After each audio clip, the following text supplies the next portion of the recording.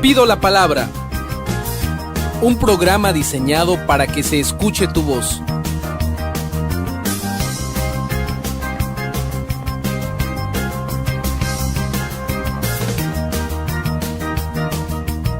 En este programa lo que realmente importa es tu opinión.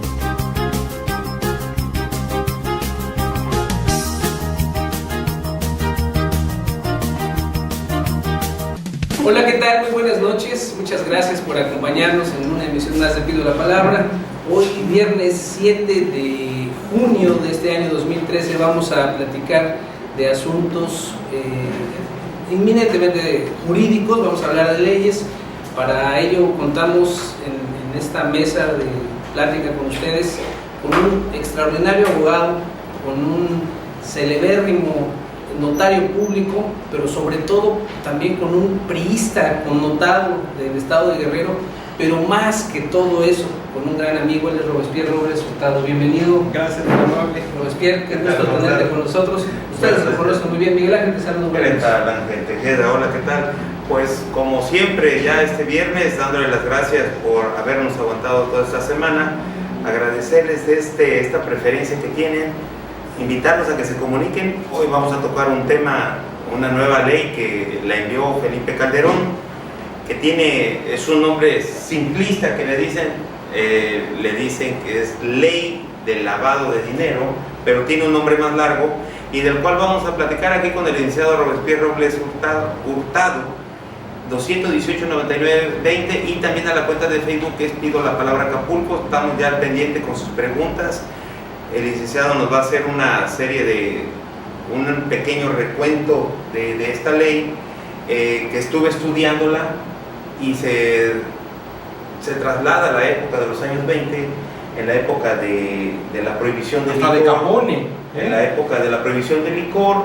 ¿Por qué el nombre de lavado de dinero? Porque había un mafioso que fundó una serie de lavanderías y del dinero que se recaudaba sucio del tráfico del alcohol lo pasaban a través de estas lavanderías, y es que podía ingresar a los bancos sin necesidad de tener el temor de que se descubriera que hay dinero ilícito. Pero fiel a la costumbre, haciendo la primera pausa de los 15 minutos, y estamos platicando con el licenciado Robespierre Robles Hurtado y regresamos después de la pausa. No se vaya, regresamos.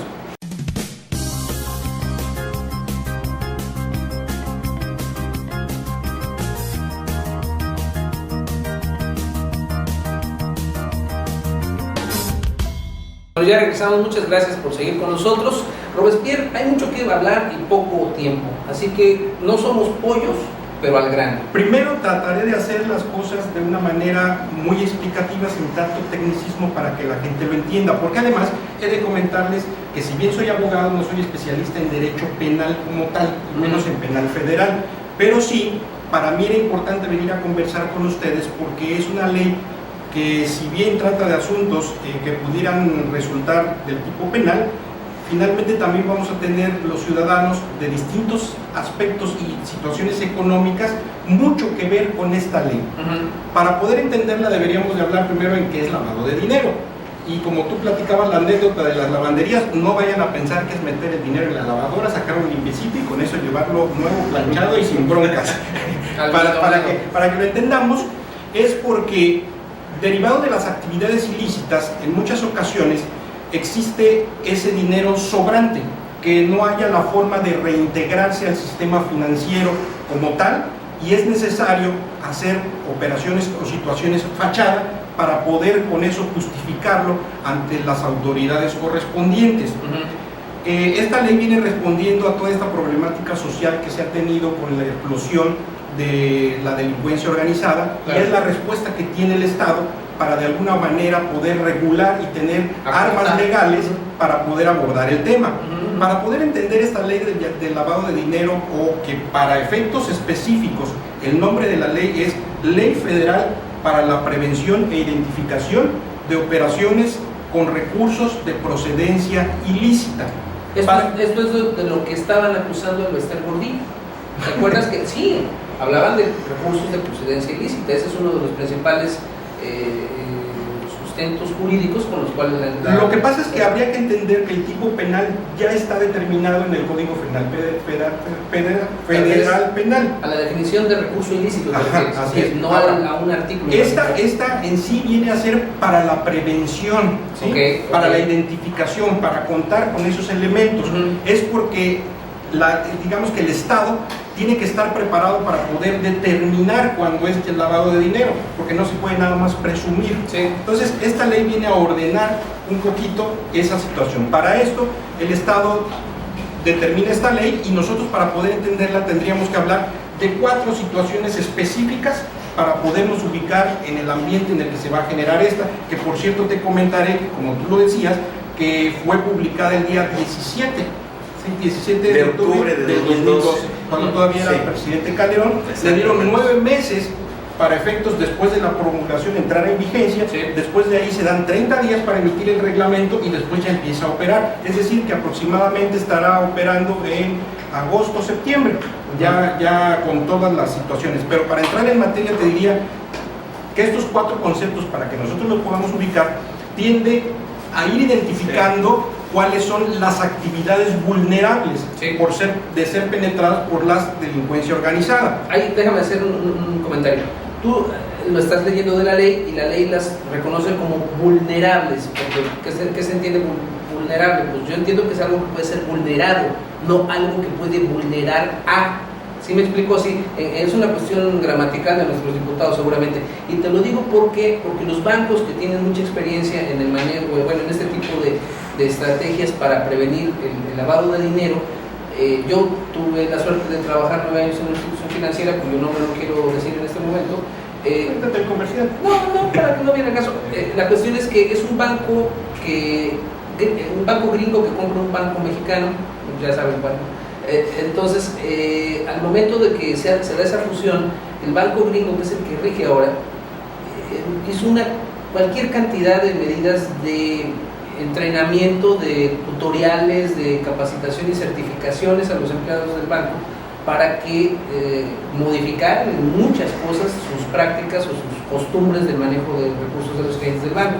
Y ahí hablaban de manejos o operaciones que fueran inusuales, prenden el foco amarillo. A ver, esto es inusual, hay que verificar que sea correcto, que sea esporádica, u operaciones riesgosas, pero no vulnerables.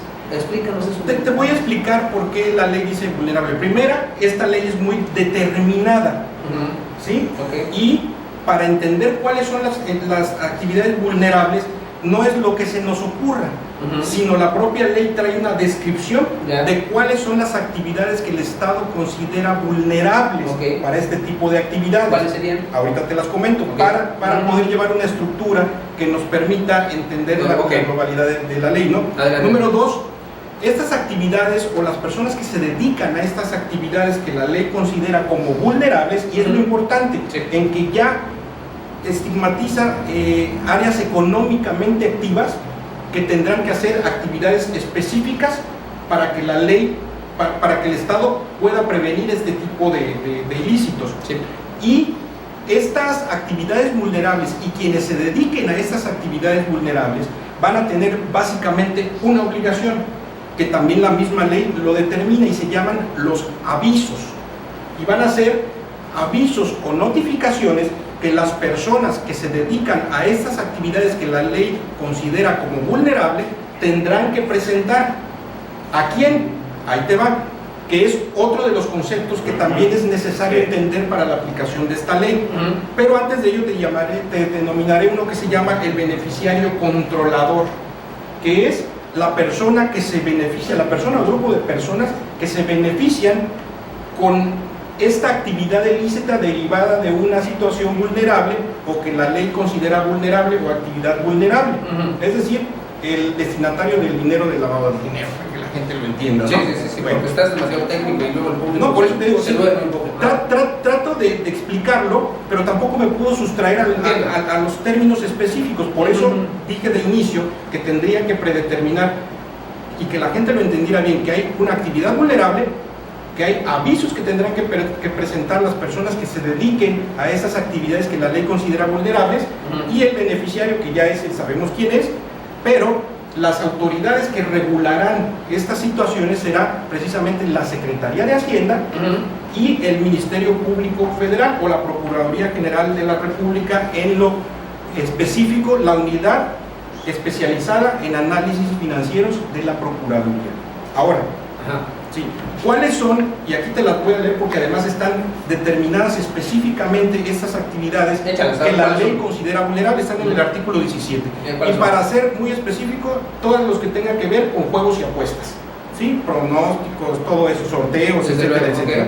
Tendrá que ver también muy específicamente con todo tipo de tarjetas de servicio o que tengan que ver con almacenamiento de dinero, ¿sí? Las de Monex, las de esto, sí, las del otro, todas las que sean susceptibles de tener depositado dinero. ¿Tarjetas o cuentas? Porque hay tarjetas de prepago, de las que Monex, como la ley maneja, que las cargan con dinero. La ley maneja específicamente tarjetas de servicio de crédito, y ahí entran todas estas, las describe, pero que para poder avanzar le seguiré con la siguiente actividad, porque es de veras muy importante que la gente sepa cuáles son las actividades vulnerables y cómo se viene el asunto, ¿no? De ahí, por ejemplo, todo lo que tiene que ver con cheques de viajero. ¿Sí? Luego también las operaciones de mutuo o de garantía, las de préstamo, siempre y cuando no sean entidades financieras, etcétera, que se rigen por su propio. Estas situaciones de mutuo serían entre particulares. ¿Sí? Después tenemos, y esta la voy a leer textual porque engloba gran parte de la actividad económica, que es la prestación habitual o profesional de servicios de construcción o desarrollo de bienes inmuebles o intermediación en la transmisión de propiedad o constitución de derechos sobre dichos bienes, en los que se involucren operaciones de compraventa de los propios bienes o por cuenta o a favor de clientes que presten dichos servicios. Estos también tendrán que presentar aviso. Se lo diría fácilmente a la gente: los constructores, los corredores de bienes inmuebles y de alguna manera todos los que tengan que ver con el tráfico o compraventas de inmuebles o de situaciones que generen derechos reales, ¿no? Todo lo que... Más para que quede más claro, yo insisto, porque si luego de repente el público no domina estos términos en muchos casos. Esto, vamos a ponerlo con manzanas. El señor Juanito le va a comprar la casa a Pedrito y se la quiere pagar en efectivo, puro billete de 500. Mira, ¿qué es lo que va a despertar? ¿Tiene que hacer el aviso? Mira, ¿ese aviso ante quién? Cuando la situación es simple, en la que una persona vende y otra persona compra, puede ser dos hipótesis. Una, que concurran directamente con el notario y el notario se encargará de dar el aviso, que de hecho hace de una vez, pero lo más importante, que existe un gran estrato de gentes, de profesionales que se dedican a la intermediación, lo que se conoce como el corredor de bienes raíces, de los cuales hay muchos, y que ellos normalmente recibían al cliente que quería vender, le presentaban al que quería comprar, realizaban la operación, quizás lo llevaban al notario en el mejor de los casos y realizaban la escritura. Ahora, y eso lo digo muy específicamente, para toda la gente que se dedique a intermediario de bienes raíces, la ley estipula ahora que tendrán que dar también un aviso, y esto los va a meter precisamente en el cumplimiento de la ley muy específica, ¿no? Independientemente que vaya a ser con efectivo, con cheque, o eso ya es otra historia. Que ahora ya también va a estar prohibido pagar en efectivo. Ahorita lo vemos. Hacemos una pausa rápidamente, no se vaya, regresamos, estamos platicando con el licenciado notario público priista y sobre todo amigo. Priista. Sí, priista. Robespierre Robles Hurtado. Regresamos, no se vaya.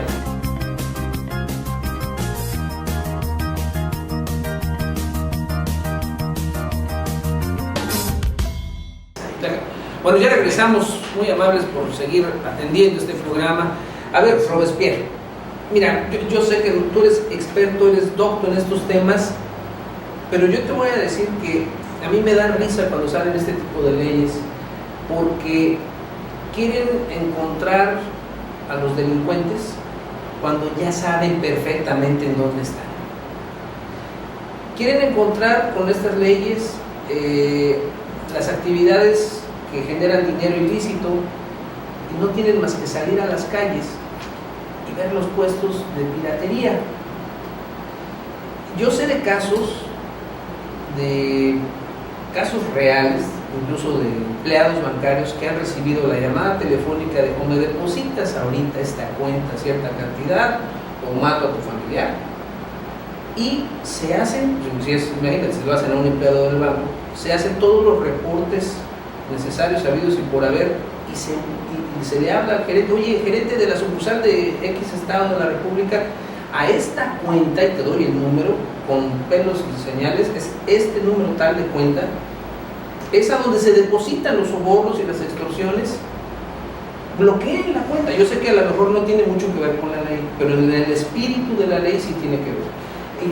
Y esas cuentas que son propiedad de los delincuentes, pues no las clausura, no, así, si te están diciendo deposítame esa cuenta, obviamente que hay un cuentaviente, y obviamente que ese cuentaviente, para abrir la cuenta, de un domicilio, de identificación, una serie de información personal, y que en todo caso sería fácilmente localizable por la autoridad.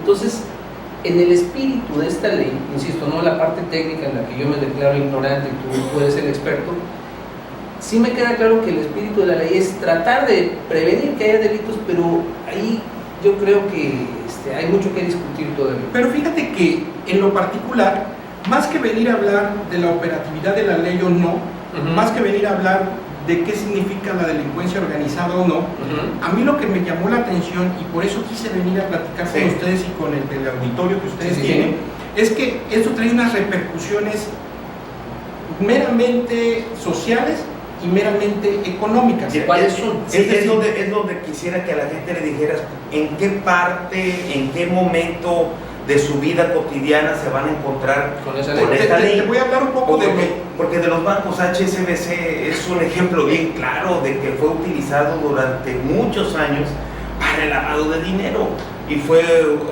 un escándalo internacional. En Inglaterra rebotó también allá y no tenían los controles de seguridad para el manejo precisamente de recursos ilícitos. No vayamos tan lejos. Stanford, ¿qué pasó con Stanford? Sí, bueno, vamos. Pero mira, déjenme terminarle de decir a la gente. A ver, ¿en qué momento se va a tomar el ciudadano? Y me voy a también a circunscribir muy básicamente en lo que es el ámbito en el que yo estoy, en el notarial. ¿Sí? En el notarial. Esto va a tener mucho que ver con las operaciones de compra-ventas de casas. Cuando yo quiera vender mi casa o cuando alguien me la quiera comprar.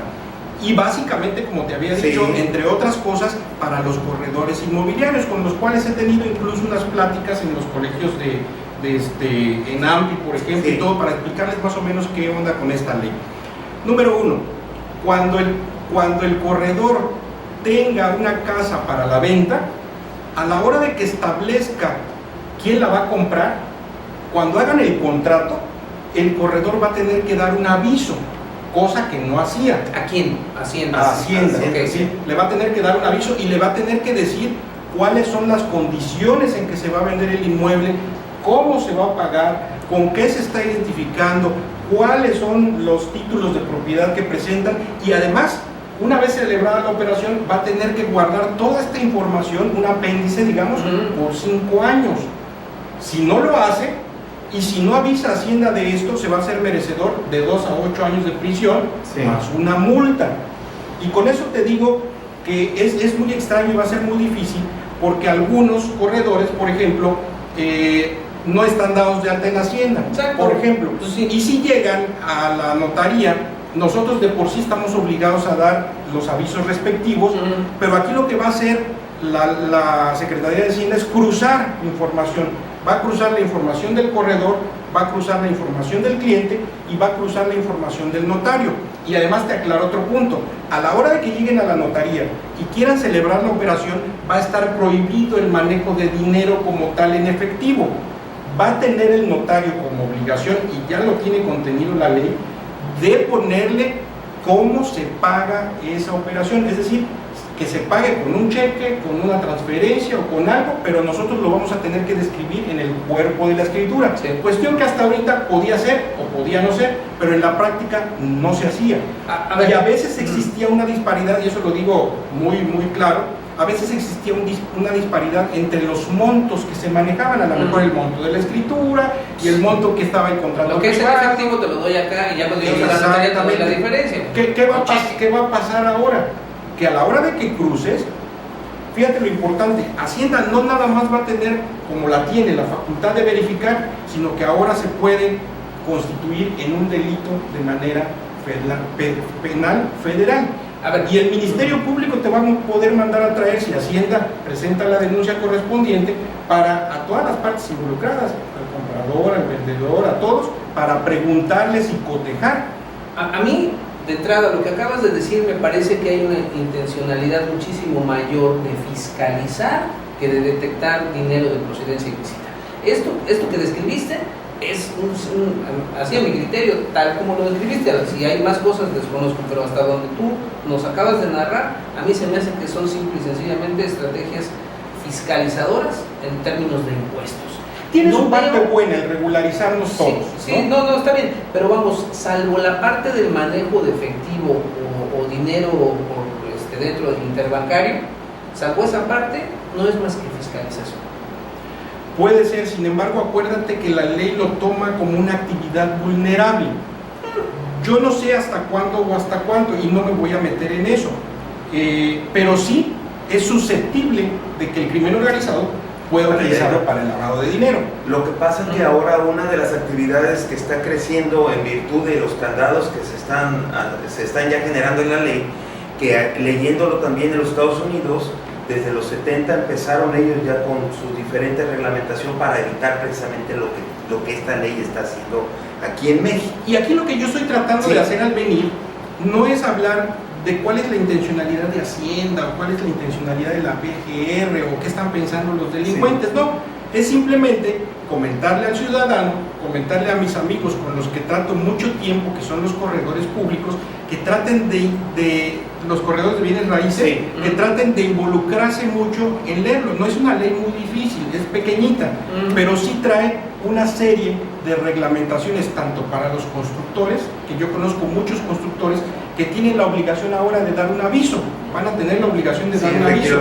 Los corredores de bienes raíces van a tener la obligación de dar un aviso, y simplemente con no presentar ese aviso o con falsear la información que se encuentra en ese aviso, pues van a caer en la situación de un tipo penal. Pregunta técnica, y no me cobres honorarios porque No, te voy a preguntar. Ese aviso del que tú te refieres, más bien, la ley todavía no entra en vigor. Dentro de 2 o 3 meses va a estar en vigor. Okay. Las obras que ya están en curso tienen que presentar este aviso cuando esté la ley, o solo las que se inicien después de la promulgación. Acuérdate que ninguna ley es aplicada retroactivamente en perjuicio de nada. O sea, y es más, lo que otorga beneficios en las leyes sí se puede ser aplicado retroactivo. Es decir, ahorita va a existir un periodo hasta que entre en vigencia en que no va a existir la obligatoriedad de presentación de esos avisos. A lo mejor si alguno tiene alguna operación en camino que no haya tomado ese tipo de prevenciones, podría aprovechar ese tiempo para regularizarla, porque además a partir ya de septiembre, y te digo porque a partir de esta fecha, que fue el 17 de octubre del 2012, 9 meses para entrar en vigencia, más un mes para emitir la reglamentación, todavía quedan como 2 o 3 meses con los que la gente puede todavía... La reglamentaria son 3 meses. No, es a un mes después de que entre en vigencia. Aquí viene, de hecho, en los transitorios, mira, porque me haces cara de que no me... Entonces dice, mira, el Ejecutivo Federal emitirá el reglamento de la presente ley dentro de los 30 días siguientes a la entrada en vigor de esta ley. O sea, es un mes después de entrar en vigor. ¿Sí? Y la presentación de avisos será a los 60 días después de entrar en vigor. ¿Tú litigas?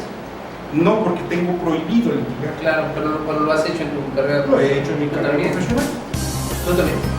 No. Vamos a hacer una pausa, regresamos rápidamente, no se vayan. Regresamos.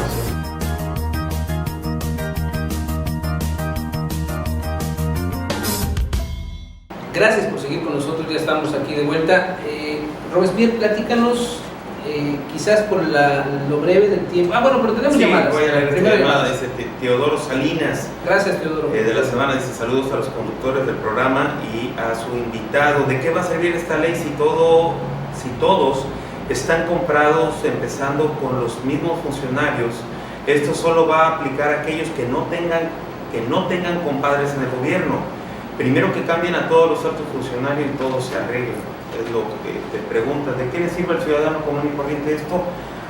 Aparte de lo que tú ya explicaste, ¿qué más hay para ellos como ciudadanos? Mira, lo que pasa es que vuelvo a lo mismo y te reitero, aquí pasa como cuando la mujer se va a casar, la noche de miel, pues le va a tocar la luna de miel. Entonces aquí es igual, viene la ley, no sabemos de qué sirva o no, pero de que va a tocar, le va a tocar al ciudadano. Entonces mi presencia aquí es decirle a la gente, decirle a los corredores de bienes raíces, decirle a los constructores, o sea, aguas. Eso fue muy bonito. Sí, o sea, pero al auditorio que está aquí atrás de cámaras no les gustó nadita. Pero como me decían ustedes, dilo con términos más llanos, No, es la forma que me gusta decirlo. O sea, esta ley puede ser buena o puede ser mala, puede tener muchas repercusiones positivas o negativas, pero el problema fundamental consiste en que viene en determinado momento ya a regular actividades económicas en activo y que van a tener obligaciones nuevas y que a lo mejor no se han dado ni cuenta que esas obligaciones ya vienen.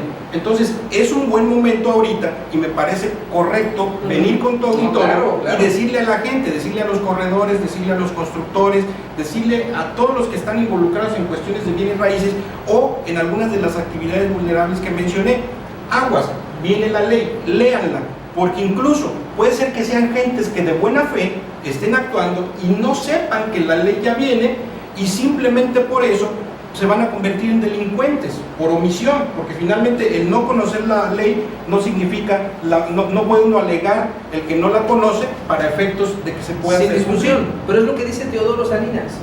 O sea, dice, se pueden convertir en delincuentes de la noche a la mañana. Finalmente, en este país, los grandes delincuentes que son partes de grandes mafias, pero mafias de veras, no jaladas, mafias bien estructuradas, hombre, corporativos completos, que son trust, ¿no? Son verdaderos grupos financieros, que a esas mafias no les pasa nada, hombre. Les pasa el que se roba alguna tarugada para comer, es el que sí le aplica la ley. Pero mira, te voy a decir una cosa también, hay que pensar en positivo. O sea, yo no puedo decir y tampoco puedo llegar diciendo, ni yo me vería bien en el espejo diciéndomelo a mí, la lucha está perdida. No, o sea, yo tampoco coincido contigo. Yo trato de ser positivo y parte de esto y una obligación del ciudadano es conocer la ley. Sí, o sea, conocer la ley, conocer nuestros derechos, ponerse valientes y denunciar, todo ese tipo de cosas.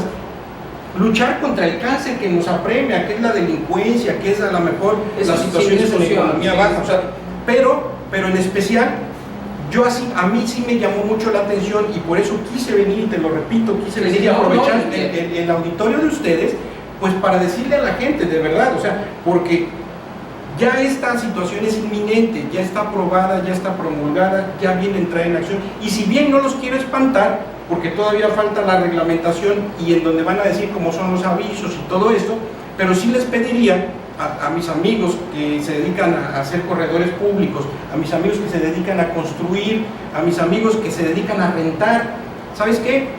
Traten de buscar la ley, traten de acercarse a algún notario amigo de ellos, a algún abogado amigo de ellos, para que se las pueda explicar, porque si no, va a entrar en vigencia la ley, los va a agarrar con las carreras, no van a saber ni quién le pegó a quién y a lo mejor hasta un bajón económico hay. ¿Por qué? Porque no van a saber cómo realizar una operación de compra-venta. Déjame ponerte un escenario que a lo mejor va a ser del interés de nuestro público seguramente, porque quien tiene una casita que la ha conseguido con sacrificio seguramente esto le puede interesar.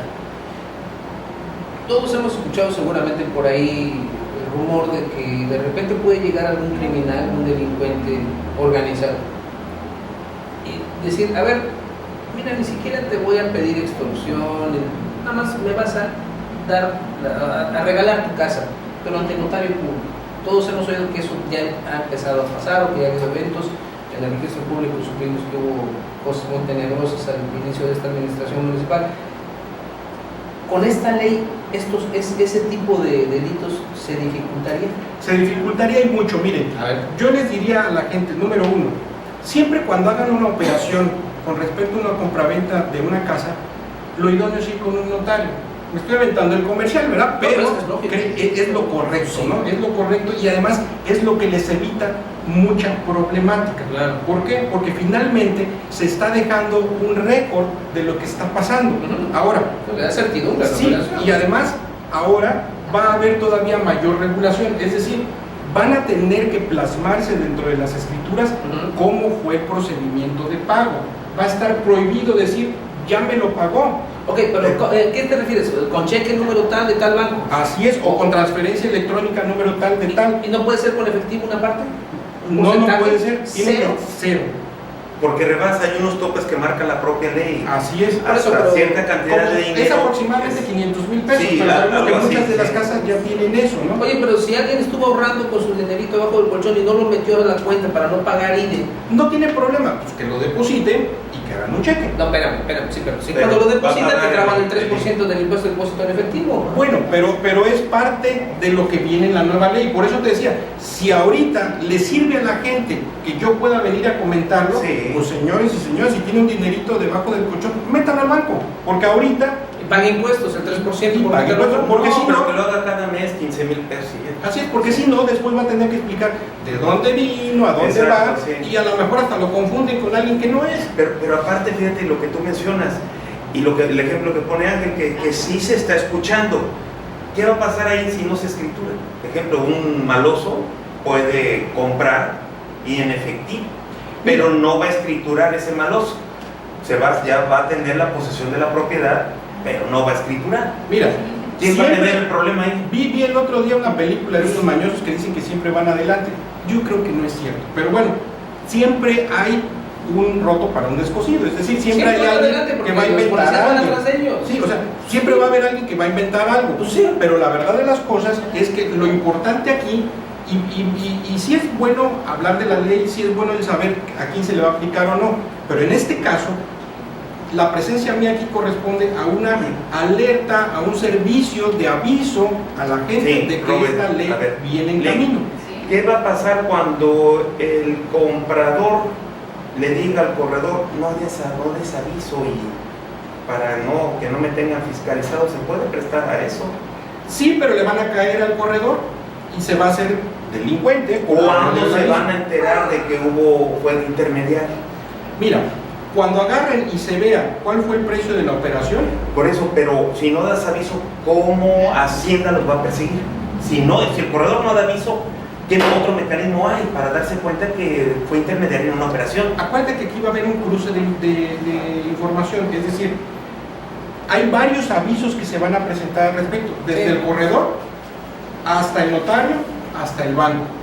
Y cuando hay un seguimiento de un dinero a una cuenta por concepto de una situación, Hacienda va a tener la facultad de poder checar esa cuenta hacia dónde salieron o no. Siempre ha tenido esa facultad de Hacienda. A ver, yo ando vendiendo mi casa, tengo una casita, vale 500,000 pesos. Oye, Robert, si te sale, ayúdame a venderla, no seas gacho, tú que tienes amigos. Si la vendes, te doy 20,000 pesos de comisión. Mira, espera, aguanta. Entonces, no das tú ni te dedicas a los bienes raíces, simplemente eres un cuate, ¿no? Y tú, ya se vende la casa, ya cobré los 500 y te los doy por acá. ¿Dónde te tuve que dar de alta? Yo he ido a unos desayunos, por ejemplo, de AMPI, donde se quejaban de que debería haber una licencia inmobiliaria, porque había gente que inclusive no conocía del trámite inmobiliario y se dedicaba a ser corredor de bienes raíces. Te voy a leer esta llamada de Fermín García de la Santa Cruz antes de que nos vayamos. Fermín García. Fermín. Saludos, Fermín. Fermín García. Fermín García. Gracias, Santa Fermín. Cruz. Está muy bien estipulada la ley de Calderón. El único problema es que esa ley le golpea a gente que ni es delincuente y está bien que nos la den a conocer. Sí, claro. Porque las leyes se hacen para los desprotegidos, porque los políticos que conocen la ley roban y tienen dinero almacenado en su casa, como el gobernador de Tabasco, Granier, quiero pensar que ese dinero no es ilícito, ya que nuestros gobernantes tienen muy buenos licenciados, suficiente conocimiento de la ley, y es por eso que se las pasan por las nalgas, que se las apliquen a nuestros políticos. Ya le soy más bonito por la postura del trajecito. Gracias, buenas noches, buen fin de semana, que descanse, Robespierre.